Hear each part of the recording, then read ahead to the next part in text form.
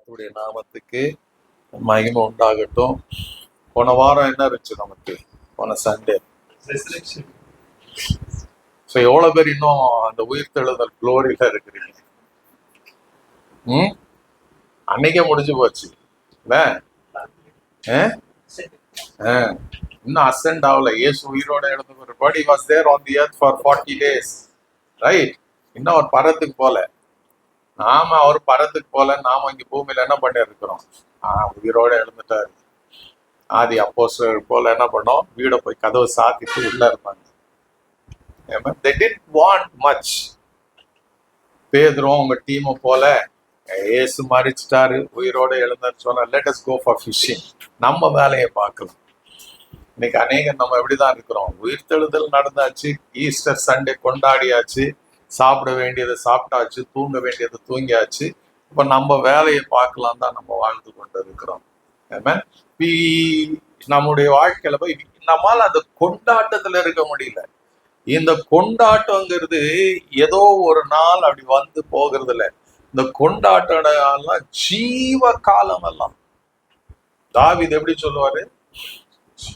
நன்மையும் கிருபையும் ஜீவனுள்ள நாட்கள் எல்லாம் என்னை தொடரும். அப்போ இந்த ரெசரக்ஷன் ஜாய் இல்ல இந்த சால்வே ரட்சிப்பின் கொண்டாட்டம் எல்லாம் ஒரு நாள் வந்துட்டு போகிற ஒரு அனுபவம் கிடையாது. இட்ஸ் டே பை டே, நாளுக்கு நாள் நாளுக்கு நாள் நாளுக்கு நாள் அது நம்மள வளர்ந்து கொண்டே இருக்கணும். அது that brings immense joy.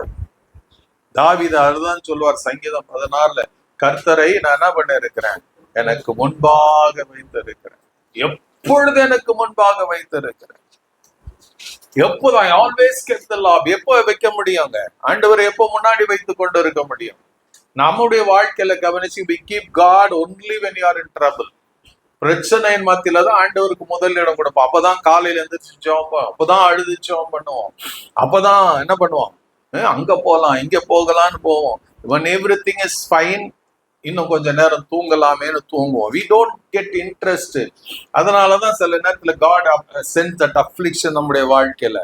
கொஞ்சம் என்ன பண்றாரு? ஒரு சூடு வைக்கிறாரு, கொஞ்சம் எந்திரிப்பா. Hallelujah. It's not due to anger, to correct us. நம்ம சரி செய்வதற்காக அதை அனுப்புகிறவரா இருக்கிறார். இல்லைன்னா நாம என்ன பண்ணுவோம்? தூங்கி கொண்டு இருப்போம். We don't show much interest. affliction வருகிறதே அதுக்குதான். பலவீனம் வருகிறதே அதுக்குதான். சோதனைகள் வருகிறது அதுக்குதான். துன்பங்கள் வருகிறது அதுக்குதான். துயரங்கள் வருகிறது அதுக்குதான். அதன் நடுவுல what are you doing? At least God says, இந்த மாதிரி சூழ்நிலை வந்தாதான் நீ உன்னை மாற்றிக்கொள்ள முடியும். you will come to me. வருத்தப்பட்டு பாரம் சுமந்தாதான் நீ என்கிட்ட வர முடியும். நீ பாரம் சுமக்கலன்னா நீ வர மாட்டேன். ஆமென். ஹல்லேலூயா. அது போலதான் நம்முடைய வாழ்க்கை. அப்படியாப்பட்ட இருக்கும் போதுதான் ஆண்டவர் ஒரு காரியத்தை எரேமியாவுக்கு சொல்றார். Today I was asking the Lord, ஆண்டவரே என்ன பேசுறது? there are so many things. ஒரே ஒரு காரியம் உங்ககிட்ட கேட்கிறேன், எனக்காக ஜெபம் பண்ணுங்க. I want to pour out everything what all God has stored in my heart. என்னுடைய ஜீவ காலத்துல சொல்லி முடிச்சிடணும். I want to teach, I want to preach everything that God has put in my spirit. எனக்குள்ள வைத்திருக்கிறத நான் எப்படியாச்சும் அது எல்லாருக்கும் உலகத்துல, அதாவது உங்களுக்கு தேவனை நேசிக்கிறவர்களுக்கு நான் சொல்லி முடித்திடணும் என்னுடைய ஜீவ நாட்கள்ல. ஆமென். so much ஆண்டவர் வைத்திருக்கிறார். So இன்னைக்கு கூட I was thinking about it. I felt the spirit, God, the spirit of the Lord, ஒரு இன்ஸ்பிரேஷன் எனக்கு கொடுத்தாரு. கொடுத்ததை தான் I'm going to share. அது என்னன்னா, the heart of God. தேவனுடைய இருதயத்தை நீங்களும் நானும் தெரிஞ்சுக்கணும். ஆமென். ஹல்லேலூயா. நல்லா தெரிஞ்சுக்கணும். சங்கீதத்துல God is for you. தேவன் நம் பட்சத்துல இருக்கிறார். God is for you and me. அப்போ ஃபார் யூ, உங்களுக்கு எனக்கு அவர் இருக்கிறார்னா அவர் எந்த வந்து ஹை ஃபை கொடுத்துட்டு நல்லா இருக்கிறியாப்பா நீ கேட்டுட்டு போகிறவர் அல்ல. He is there. நமக்கு God is for you na, it means he wants to control you, wants to. இந்த உலகத்துல இருக்கிறோம், அவருக்கு தெரியும் we are in a temporal lifeல இருக்கிறோம். நாம eternity இன்னும் வரல. eternity வந்து நம்ம போன பிறகு you will be there forever. இந்த டெம்பரல் லைஃப் இந்த பூமியில இருக்கும்போது it should be not only pleasing to God, அது உண்மையாவே தேவனுக்கு பிரியமா இருக்கணும். அதே நேரத்துல your life should shine in others life. மற்றவருடைய வாழ்க்கையில உங்க வாழ்க்கை பிரதிபலிக்க வேண்டியதா இருக்கிறது. உங்களை பார்த்து மற்றவங்க இந்த தேவனை தேட வேண்டிய ஒரு கட்டாயத்துல நாம இருக்கிறோம். இட்ஸ் நாட் ஓன்லி ப்ரீச் பண்ணணும் தான், இல்லைன்னு சொல்லல. அதிகபட்சமா when you look into the lives of people, ஆண்டவர் என்ன பண்ற, சாது சுந்தர் சிங்கருடைய வாழ்க்கை நீங்க கவனிச்சு பார்த்தீங்கன்னா ட்ரை டு ஸ்டடி, இதெல்லாம் படிக்க ஆரம்பிங்க. அப்பதான் நமக்கு இந்த லைஃப் இவ்வளவுலாம் ஆண்டவர் செய்ய முடியுமான்ற இயக்கம் வரும். இன்னைக்குதான் கர்த்தருடைய கிருபைனால கூகுள் இருக்குது. கூகுள்ல கிடைக்காத சப்ஜெக்ட் இல்ல, எல்லாத்தையும் நீங்க படிக்கலாம். நீங்க காசு கொடுத்து வாங்க வேண்டியது இல்லை. வெறும் உங்களுக்கு வேண்டியது இன்டர்நெட் இருந்துச்சுன்னா நீங்க டவுன்லோடு கூட பண்ணிக்கலாம். அந்த புக்ஸ் எல்லாம் ஃப்ரீ ஆஃப் காஸ்ட், ரைட்? அதை படிக்கலாம். உங்களுக்கு டவுன்லோடு பண்ணலையா, அதுக்கு சார்ஜ் வச்சிருந்தாங்கன்னா சும்மா படிச்சுக்கலாம். அவ்வளோ ரிசோர்சஸ் இன்னைக்கு வச்சிருக்கிறது. நாங்கெல்லாம் ரட்சிக்கப்பட்டு வரும்போது ஒவ்வொன்றும் கடையில போய் வாங்கின புக்குங்கள ஒன்னு இஎல்எஸ்ல வாங்கணும், இல்ல பைபிள் சொசைட்டில போய் தேடி தேடி தேடி தேடி தேடி வாங்கணும் புக்குங்களை. எங்கேயோ யாரோ சொல்லி கேட்டிருப்போம், சாது சுந்தர் சிங்கை பத்தி யாரோ சொல்லி இருப்பாங்க, அதை கேட்டிருப்போம். யாரோ ஒருத்தரை குறிச்சு யாரோ ஒன்று சொல்லியிருப்பாங்க, அவரை பத்தி கேட்டிருப்போம். அப்போ கடை போ, தேடிட்டு போ, அங்க போய் தேடு, கடையில கேளு, இருந்தா எடுத்துட்டு வந்து அதை படி. ஆமென். படிச்சு கத்துக்கணும். ஆமென். ஹல்லேலூயா.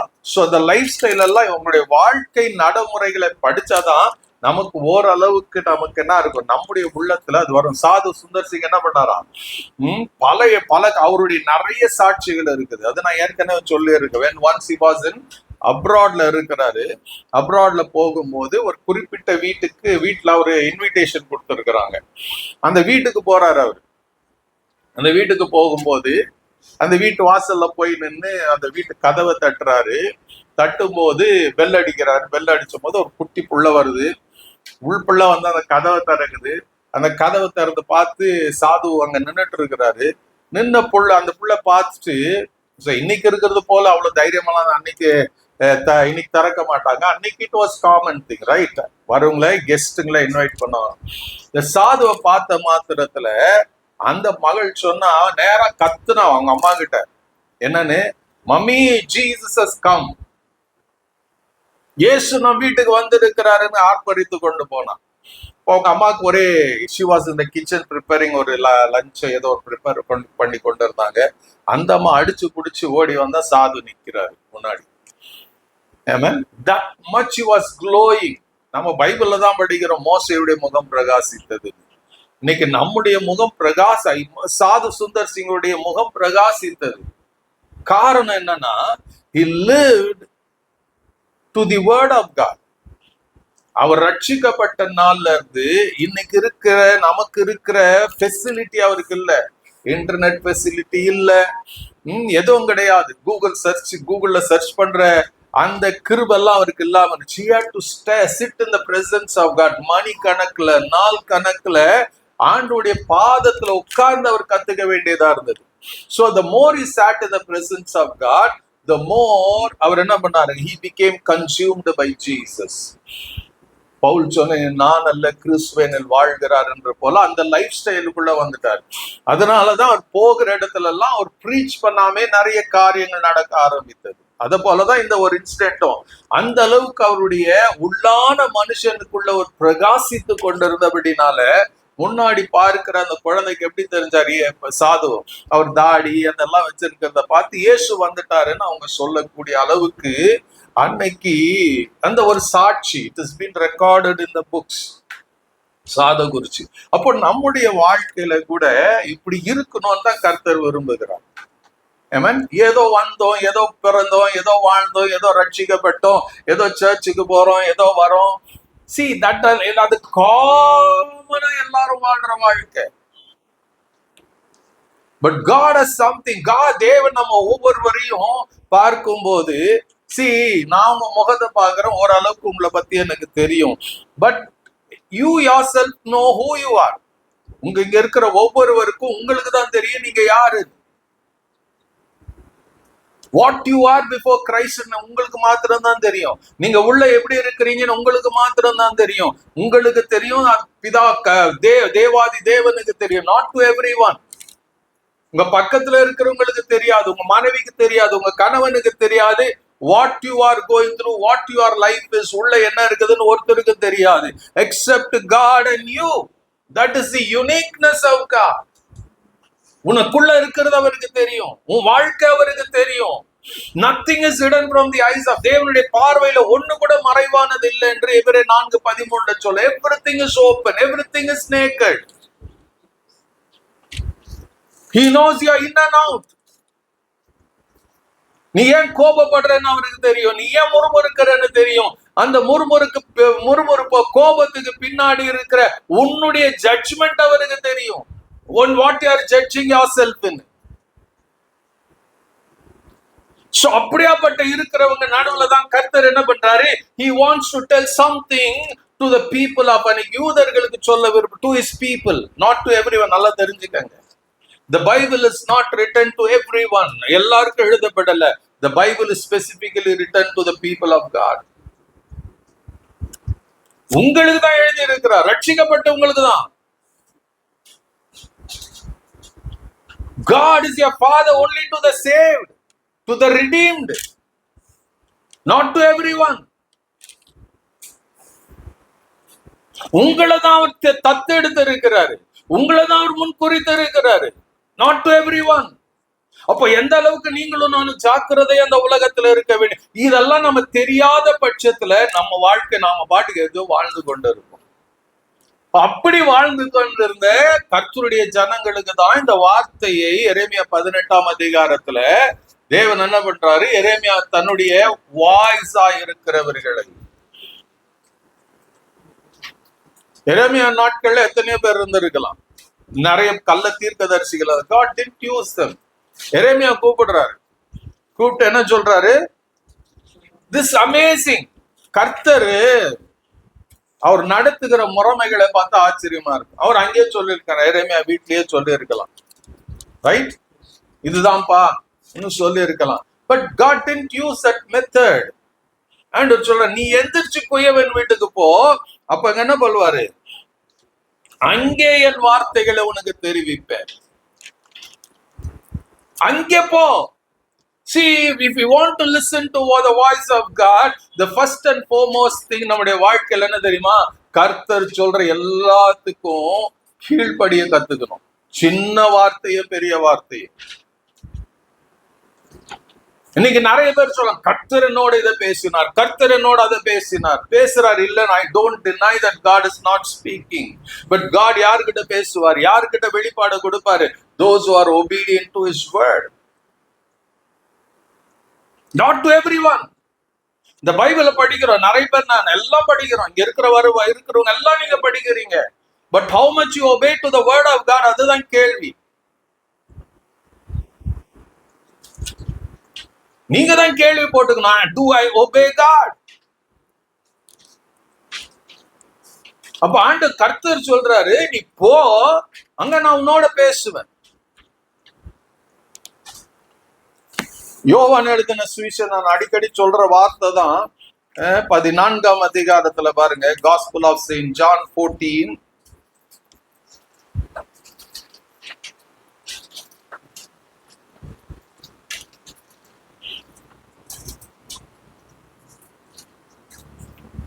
வசனத்துல பாத்தீங்கன்னா, நீங்கள் என்னிடத்தில் அன்பா இருந்தால் என் கற்பனைகளை, if you really love me, you will keep and obey. புரிஞ்சுதுங்களா? நான் நேத்து கூட நான் சொன்னேன், I love you Jesus ன்னு பாடுறது, Jesus I love you ன்னு பாடுறதுனாலயும் you don't love God. Loving God is an action. என்ன ஆக்ஷனுங்க? Obedience to the word of God.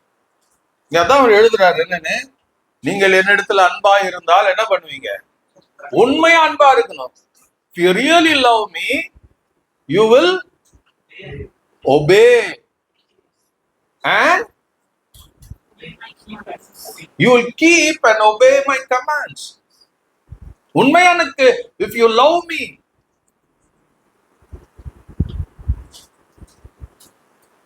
Hallelujah. நான் சர்ச்சுக்கு வருதுனால I don't prove that I love God. My proving love to God எங்க தெரியுமா? நான் எல்லா நேரத்திலும் எல்லா இடத்திலும், even when disaster strikes, I should be with God. எல்லா நேரத்திலும் இதுல எழுதப்பட்டது எல்லாத்தையும் ஒபே பண்றதுதான் கர்த்தருடைய விருப்பம். To them God will reveal. பாருங்க 21ஆம் வசனத்துல பாருங்க, அந்த ரெண்டாவது பாகத்தை செகண்ட் போர்ஷனை படிச்சீங்கன்னா, என்னிடத்துல அன்பா இருக்கிறவன் என் பிதாவுக்கு அன்பா இருப்பான், நானும் அவனில் அன்பா இருந்தா அவனுக்கு என்னை I will reveal myself to him. To whom? To the one who loves, keeps and obedient to me. 23ல பாருங்க, ஒருவன் என்னில் அன்பாய் இருந்தால் அவன் என் வசனத்தை கை கொள்ளுவான், அவனில் என் பிதா அன்பாய் இருப்பான், நாங்கள் அவனிடத்துல வந்து அவனோட வாசம் பண்ணுவோம். யார் இடத்துல வாசம் பண்ணுவார்? Loves and keeps his command. Keeps and obeys his command.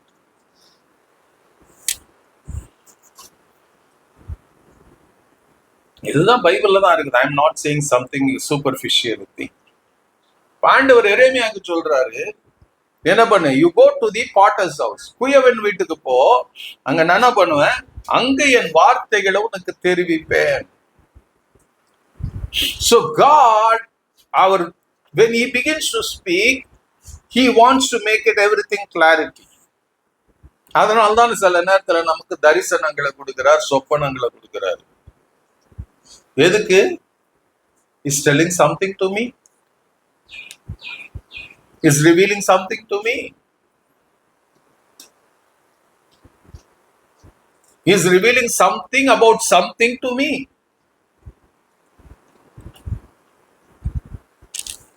சொப்பனங்களோ தரிசனங்களோ சும்மா ஏதோ நம்ம பாக்குறதெல்லாம் பார்க்கிற சொப்பனம் காண்கிற எல்லாமே கர்த்தர்கிட்ட இருந்து வந்தது நினைக்க கூடாது. Hallelujah. When you have a dream and when you have a vision, அது பரிசுத்த ஆவியானவர் கொடுக்கிறது. அது யோவேல்ல சொன்னத பேதுரு அப்போஸ்தலர் 2ல again அதை திரும்ப சொல்லுவாரு. சொப்பனம் காண்றது, தரிசனம் காண்றது, everything it has been written. அப்போ அது நமக்கு யாருக்கிட்ட இருந்து வரணும்?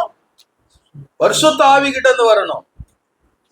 சோ அந்த பரிசுத்த ஆவி நமக்கு சொப்பனங்களும் தரிசனங்களும் கொடுக்கணும்னா நாம கீழ்ப்படிதல் உள்ளவர்களாக இருக்கணும். Obedient to the word of God.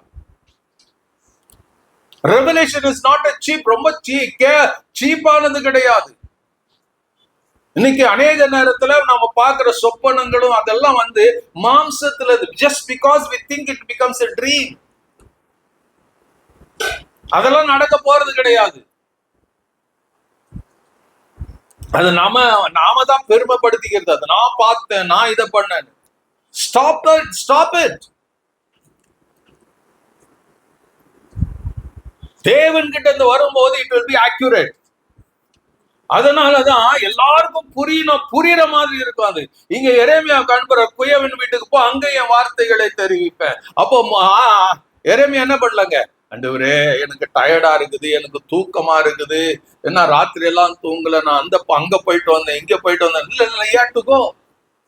You cannot give excuses when God want to speak to you. No excuses. God doesn't like excuses. When you look at the lifestyle of Jesus, Bible சொல்லுது, அவர் இரவெல்லாம் ஜெபம் பண்ணார், காலையில எந்திரிச்சு போயிட்டார் மினிஸ்ட்ரிக்கு.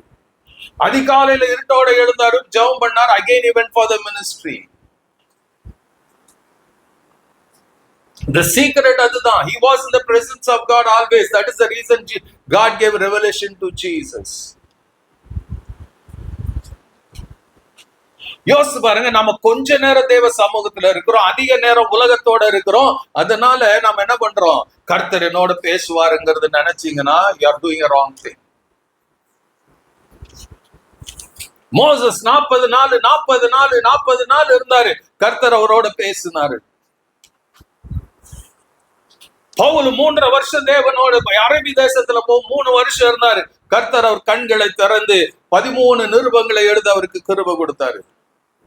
அவர் சிறைச்சாலையில இருக்கும் போது he was with God. He was abiding with God.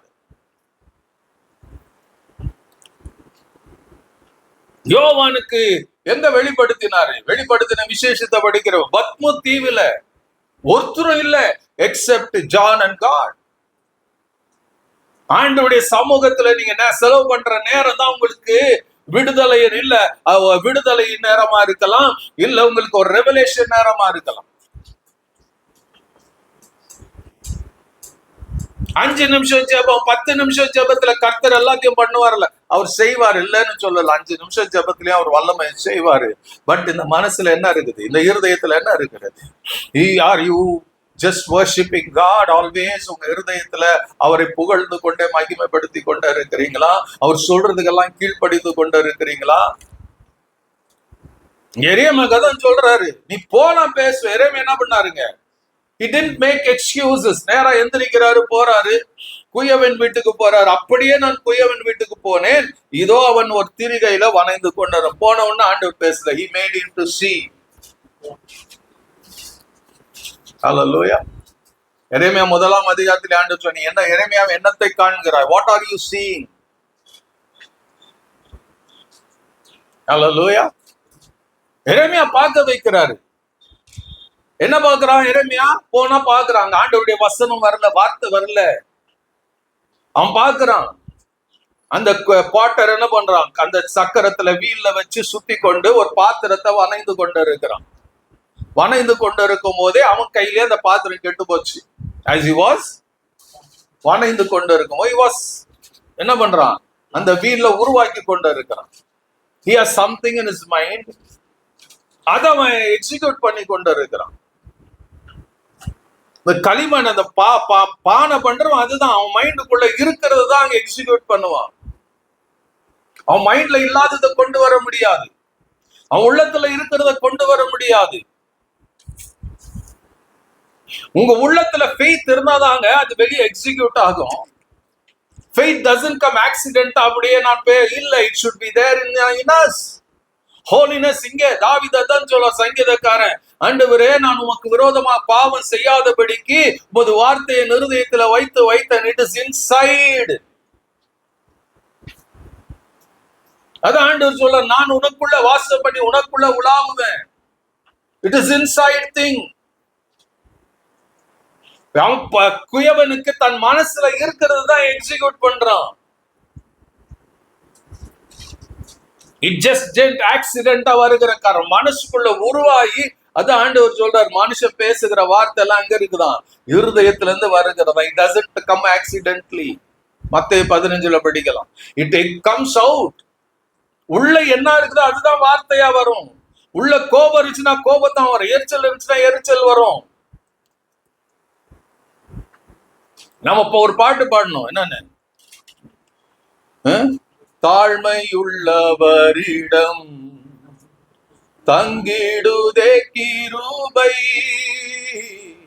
தாழ்மையுள்ளவரிடம் தங்கிடுதே கிருபை, வாழ்நாள் எல்லாம் அது போதுமே, சுகமுடன் பலமுடன், வாழ்நாள் எல்லாம் அது போதுமே, சுகமுடன் தம்பலமுடன், சேவை செய்ய கிருபை தாருமே, சேவை செய்ய கிருபை தாருமே, தம் கிருபை பெரிதல்லோ என் ஜீவனிலும் அதே, இம்மட்டும் காத்ததுவே இன்னும் தேவை கிருபை தாருமே, எனக்கு இன்னும் தேவை கிரேஸ் இஸ் ஹியர். இங்க இருந்துதான் தாழ்மையா வரும். பெருமை எங்க இருந்து வருது? இங்க இருந்துதான் பெருமை வருது. பல தீமையான எங்கள் வருது, இங்கதான் வருது. அதான் நான் எப்பவும் சொல்வேன், தாழ்மை, ஆண்டவரே தாழ்மை தாழ்மைன்னு சொல்றேன். You don't act, you don't live in humbleness. Humbleness is an action that is inside of you. ஆண்டவர் சொல்றாரு, அவன் போறான், பார்க்கிறான், அவன் கையில கெட்டு போகிறத பார்த்து அவன் யோசித்து கொண்டு இருக்கும் போது என்னதான் ஆண்டவர் பேசுறான் போது ஆண்டவர் சொல்றார், அப்போது கர்த்தருடைய வசனம் எனக்கு உண்டாகி, இஸ்ரவேல் குடும்பத்தாரே, இந்த குயவன் செய்தது போல நான் உங்களுக்கு செய்யக்கூடாதோ என்று கர்த்தர் சொல்லுகிறார். இதோ இஸ்ரவேல் வீட்டாரே, களிமண் குயவன் கையில் இருக்கிறது போல நீங்கள் என் கையில் இருக்கிறீர்கள். ஆமென். ஆண்டவர் என்ன சொல்றாங்க, இதெல்லாம் நீங்க தெரிஞ்சுக்கணும்னா கான்டெக்ஸ்டோட தெரிஞ்சு have to read 17th chapter படிக்கணும். எரேமியா 17ஆம் அதிகாரத்துல முதல் வசனத்தை பாருங்க, என்ன சொல்லுதுங்க?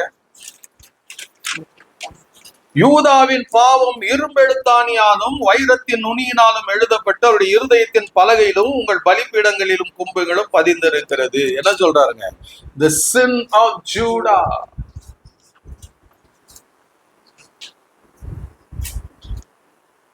யூதாவின் பாவம் எப்படி இருக்குதான்? சிசில் பண்ண இரும்ப கொண்டு எழுதப்பட்டு இருக்கிறதா. அடுத்து சொல்ற வைரத்தின் நுனியினால, டைமண்ட்ல, டைமண்ட் எங்க யூஸ் பண்ணுவாங்க எழுதுறதுக்கு, இல்ல கட் பண்றதுக்கு? கிளாஸ். டைமண்ட கட் பண்றதுக்கு டைமண்ட் தான் யூஸ் பண்ணுவாங்க. ஆண்டவர் சொல்றாரு, யூதாவுடைய பாவம் அவ்வளவு பெருசா. யார் யூதர்? யூதா யாரு? The chosen people of God. அவங்க என்ன பண்ணாங்க?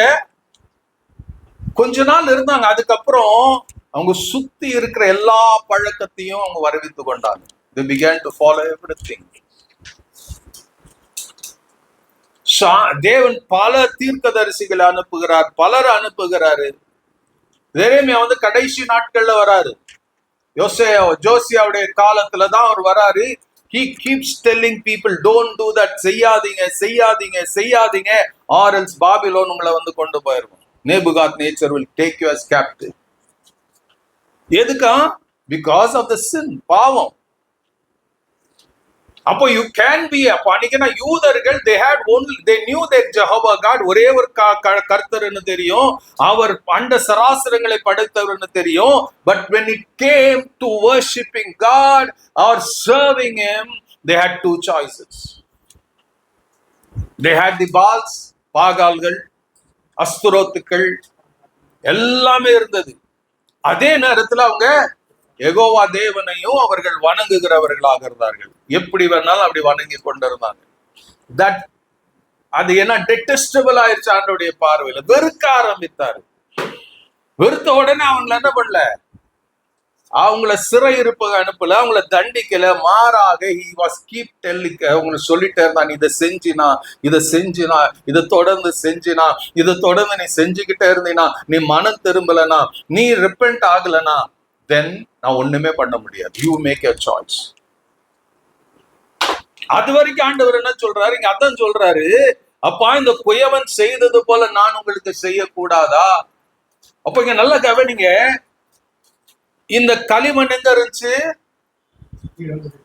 குயவனுடைய கையில தான் இருந்துச்சு. அவன் தான் எடுக்கிறான், அவன் தான் அந்த மண் மேல, அந்த வீல் மேல வைக்கிறான், அவன் தான் வணைகிறான். அவன் வணைந்து கொண்டு இருக்கும் போதே it got marred in his own hand. அவன் கையிலேயே கெட்டு போச்சு.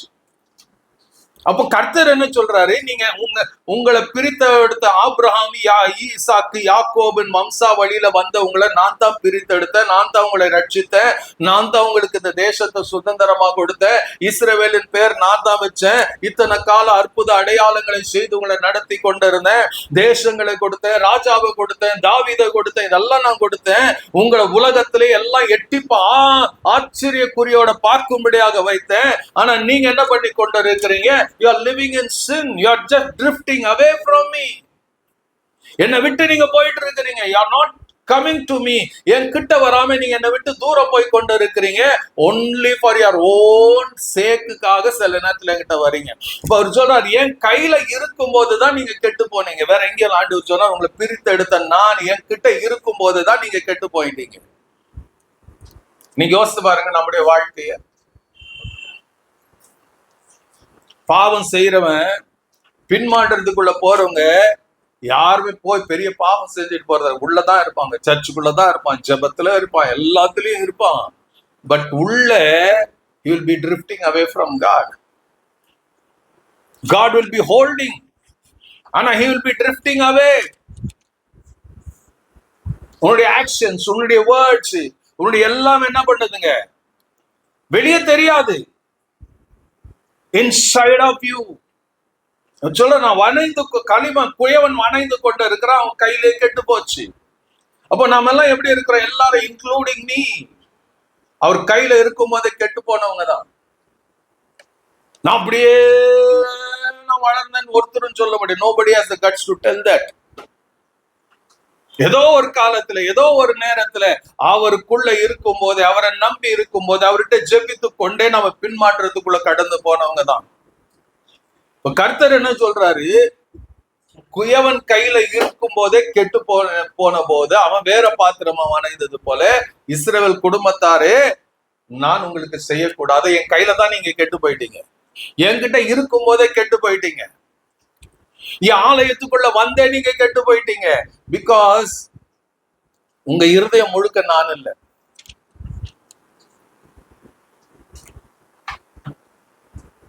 உங்க இருதயம் முழுக்க I have no place in you. நான் உங்களுக்குள்ள வாசம் பண்ணி, நான் உங்களுக்குள்ள உள்ளவன். I want to have complete place in your heart.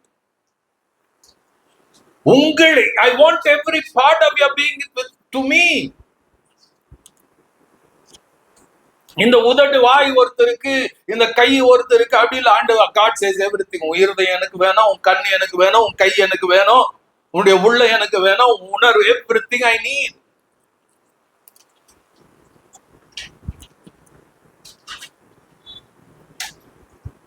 எல்லாம் எனக்கு வேணும், ஏன்னா எல்லாம் அவருடையது. உன்னை உண்டாக்கினவர், உன்னை சிருஷ்டித்தவர், உன்னை ரட்சித்தவர். He says you belong to me. சங்கீதம் ஏசாயா 43:1 சொன்ன, நீ என்னுடையவன். சங்கீதம் 139 சொல்லும், அவரே நம்மை அற்புதம் அதிசயமாக உண்டாக்கி இருக்கிறார். நம்ம எலும்புகளை உருவாக்கினவர் அவர். He knows everything. அவர் சொல்ற, I need everything. ஆண்டவரே நான் இதை மாத்திரம் கொடுப்பேன், I don't want. ஆண்டவர் சொல்லுவார்,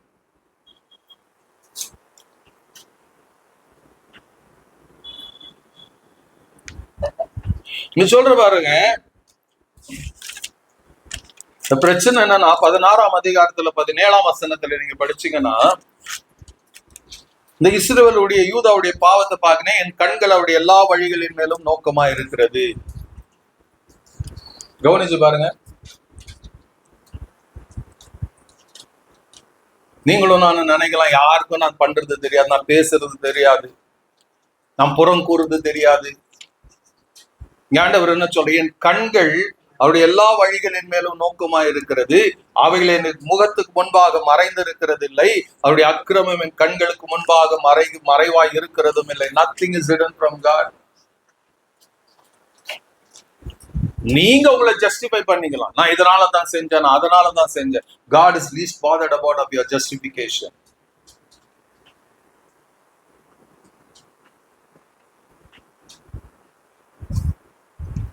அப்போ இப்படி இருக்கும்போது ஆண்டவர் சொல்றாரு, குயவன் கையில இருக்கும்போது கெட்டு போச்சே, இஸ்ரவேல் குடும்பத்தாரே, இந்த குயவன் செய்தது போல் நான் உங்களுக்கு செய்யக்கூடாதா என்று கர்த்தர் சொல்லுகிறார்.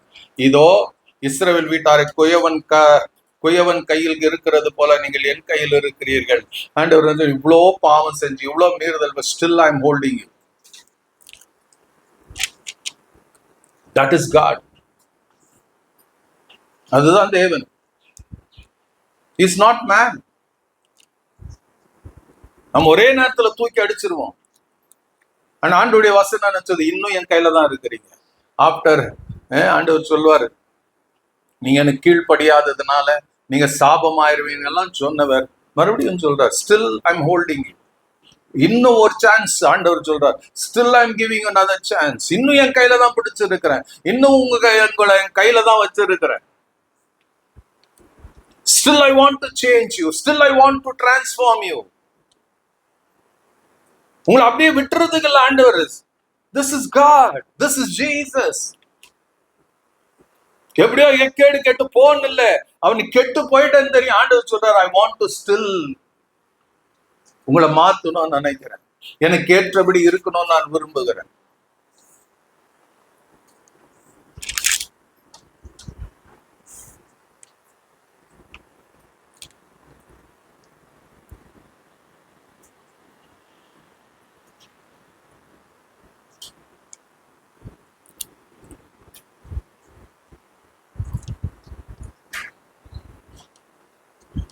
See, this is the way you see the love of God. உங்க அன்புக்கு ஏன் அன்புக்கும் நிறைய வித்தியாசம். வானத்து ஏணி வச்சாலும் எட்டாத அன்பு வருது. அவர் சொல்ற, என் கையில இருக்கும் போது நான் உங்களை ரட்சித்து, நான் உங்களை மீட்டு, உங்களுக்கு அபிஷேகத்தையும் வல்லமையும் கொடுத்து நீங்க கெட்டு போயிட்டீங்க. ஆனா இன்னும் உங்களை கையில தான் வச்சிருக்கிறேன், பிடித்து கொண்டு இருக்கிறேன்.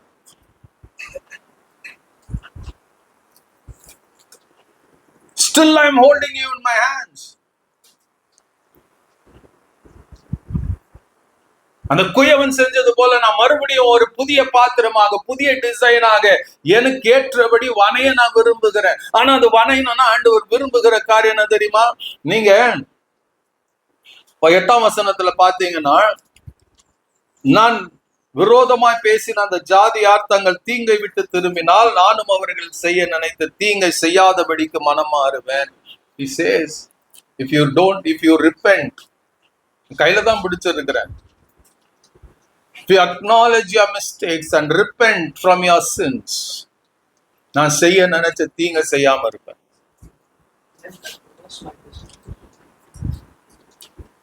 It means என் கையில தான் இருக்கிறீங்க. I have not thrown you out.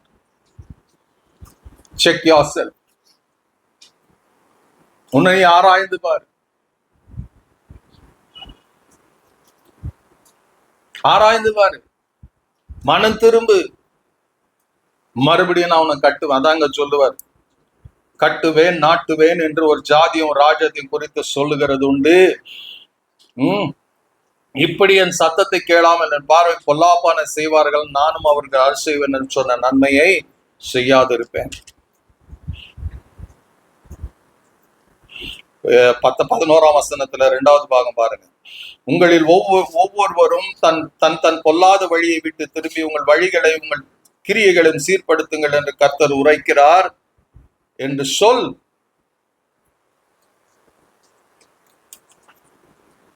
Repent, change. He is willing. நீங்க என் கையில தான் இருக்கிறீங்க. Once again, and சொல்ற ரெஸ்டோரேஷன் நான் கொண்டு வர முடியும். Once again உங்க வாழ்க்கையை நான் கட்ட முடியும். நீங்க எந்த இடத்துல இருந்தாலும் just one word is enough for God to lift you up. But ஒன்னே என்னன்னா, ஆண்டவர் சொல்றாரு இங்க 11ஆம் வசனம், உங்கள் ஒவ்வொருவரும் தன் பொல்லாத வழியை விட்டு திரும்பி உங்கள் வழிகள் உங்கள் கிரியைகளையும் சீர்படுத்துங்கள். சரிப்படுத்திக்க, சீர்தூக்கி பாருங்க. just take some time. நீங்க உங்ககிட்ட கேட்குறீங்க, எத்தனை பேர் கொஞ்சம் அப்படியே ஆண்டவருடைய சமூகத்துல ரிலாக்ஸ்டா உட்காருறீங்க? நம்ம உட்கார்ந்தாலுமே படிச்சா எல்லாம் லப லப லப லபலான்னு வாயை தருது எதையோ பேசியிருக்கோம். அமைதியா இருக்கணும். let the spirit of God do something in you. just worship deep in your heart. It takes lot of effort. அது நீ அப்படியே கண்ண மூடினதும் தூங்கிடுவோம் நிறைய பேர். ஆண்டவர் 3ஆம் வானத்துக்கு கொண்டு போனார்.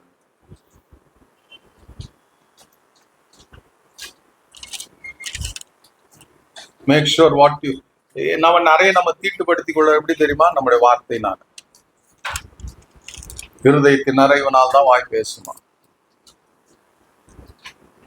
இங்க சொல்ற, சீர்தூக்கி உங்கள் ஒவ்வொருவனும் தன் பொல்லாத வழியை விட்டு திரும்பி உங்கள் வழிகளையும் உங்கள் கிரியைகளையும் சீர்படுத்துங்கள் என்று கர்த்தர் உரைக்கிறார். God is telling, tell the people. எரேமியாவுக்கு சொல்ற, நீ வந்த பார்த்தே இப்ப சொல்லு அவங்களுக்கு. யாருக்கிட்ட சொல்லணும்? மக்களுக்கு என்னவா? அவங்க யார்? தேவனுடைய ஜனங்களுக்கு சொல்லணும். அவங்க பாவம் எப்படி இருக்குதான்? இரும்பு எழுத்தாணியில எழுதப்பட்டு இருக்கிறதா, வைரத்துல இன்ஸ்கிரைப் ஆகி இருக்கிறதா. பாண்டவர் சொல்ற அதெல்லாம் என் கண்ணுக்கு முன்னாடி இருக்குது.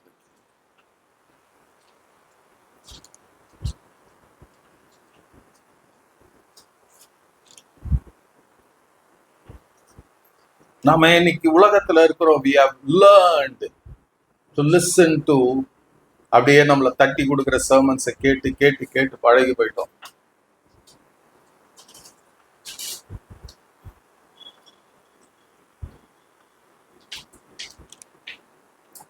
நமக்கு தேவைதான் ஆறுதல். இந்த கடினத்துல கூட ஆண்டவர் என்ன பண்றாரு?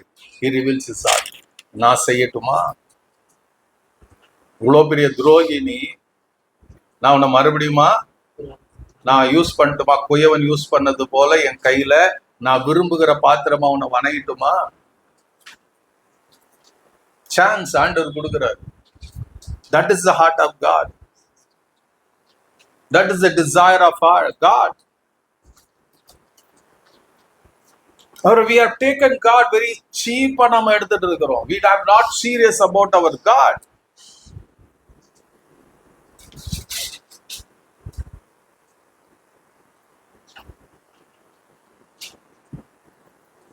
நாம அதனாலதான் நம்ம நினைக்கிறதெல்லாம் கர்த்தர்கிட்ட வந்தது நினைச்சு நம்ம செஞ்சுட்டு இருக்கிறோம்.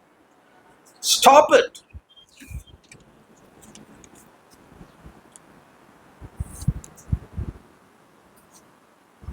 ஒரே ஒரு வசனத்தை வாசிக்கலாம். ஏசாயா 64 அதிகாரத்துல பாருங்க. அங்க ஒரு ஜெபத்தையே Isaiah 64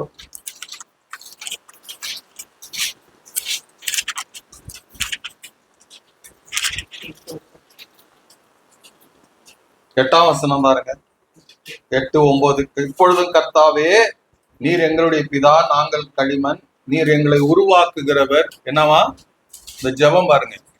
நீங்கள் எங்களை உருவாக்குகிறவர், நாங்கள் அனைவரும் உமது கரத்தின் கிரியை. கர்த்தாவே, அதிகமாய் கடும் கோபம் கொள்ளாமலும் என்றைக்கும் அக்கிரமத்தை நினைத்து கொள்ளாமலும் இருப்பீராக. இதோ பாரும், நாங்கள் அனைவரும் உம்முடைய ஜனங்கள். That is a prayer.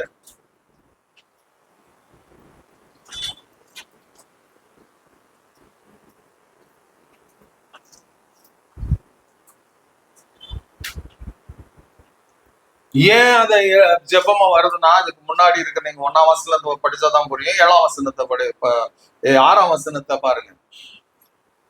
தீர்க்கதரிசி, நாங்கள் அனைவரும் தீட்டானவர்களா போல இருக்கிறோம், எங்களுடைய நீதி எல்லாம் அழுக்கான கந்தை போல இருக்கிறது, நாங்கள் அனைவரும் இலைகளை போல உதறுகிறோம், எங்கள் அக்கிரமங்கள் காற்றை போல எங்களை அடித்து கொண்டு போகிறது.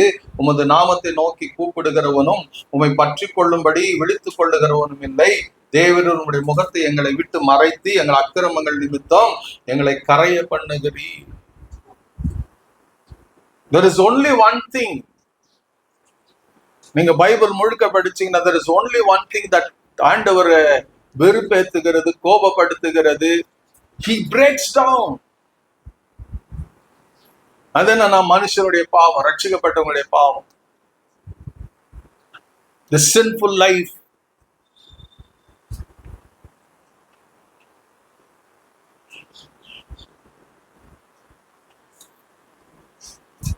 Which hates God. நம்ம இன்னைக்கு சொல்லிக்கலாம், அவர் பாவத்தையே நினைக்கா இல்ல. இந்த பாவத்தையும் அக்கிரமத்தையும் அவர் நினையாதுன்னா there will be no judgment to anyone. அதனாலதான் கிரியை தக்க பலன் அவர்கிட்ட முன்னாடி இருக்கிறது. There is a judgment seat. அதனாலதான் இருக்கிறது. There is a judgment seat for the believers. 2 கொரிந்தியர் 5ஆம் அதிகாரத்துல வெளிப்படுத்தின விஷயத்துல white throne judgment இருக்குது for everyone. Those who reject Jesus, judgment இருக்கிறது. There are so many judgments in the Bible. ஹிப்போக்ரிட்டிக்கா வாழ்றவங்களுக்கு, மாய்மாலமா வாழ்றவங்களுக்கு ஆண்டவர் சொல்லிட்டாரு, அவர்கிட்ட வருவாங்க. Day will come. நேத்து கூட சொன்ன, அக்கிரம சிந்தைக்காரரே என்னை விட்டு அகன்று போங்கள். God will say. Why did it was இதெல்லாம் வந்து very strong, ரொம்ப பயப்படுகிற வார்த்தை. It's not ordinary word. ஆனாலும் because we have the new covenant, அவருடைய ரத்தம் அதெல்லாம் இருக்கிறதுனால இன்னைக்கு we take it for granted and எதோ வாழ்ந்து கொண்டு இருக்கிறோம். Let us change. Let us ஆண்டவருடைய கரத்துல ஒப்பு கொடுக்கலாமா?